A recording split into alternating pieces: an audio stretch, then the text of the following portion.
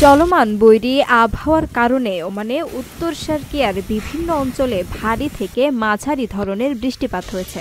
বর্ষণের ফলে বেশ কিছু এলাকার উপত্যকা ও গিরিখাত প্লাবিত হয়েছে। ওমান নিউজ এজেন্সির তথ্য অনুযায়ী উত্তর শারকিয়ার ইব্রা আল মুদাইবি আল কাবিল এবং ওয়াদি বানি খালিদ এলাকায় বৃষ্টিপাত বেশি হয়েছে। ইব্রার মাসরুন আল ফুলাইজ আল থাপ্তি আল আলাইয়াহ সহ পার্শ্ববর্তী গ্রামগুলোতে মাঝারি থেকে ভারী বৃষ্টিপাত হয়েছে।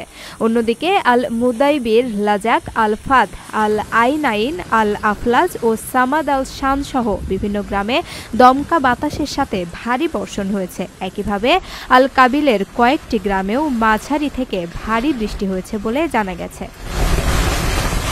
আকস্মিক বৃষ্টিপাতের ফলে বহু গ্রাম ও নিচু এলাকা পানিতে তলিয়ে গেছে। কিছু কিছু অঞ্চলের ভারী বর্ষণের সাথে দমকা বাতাসও বয়ে যাচ্ছে। এতে ব্যাহত হচ্ছে স্বাভাবিক জীবনযাত্রা।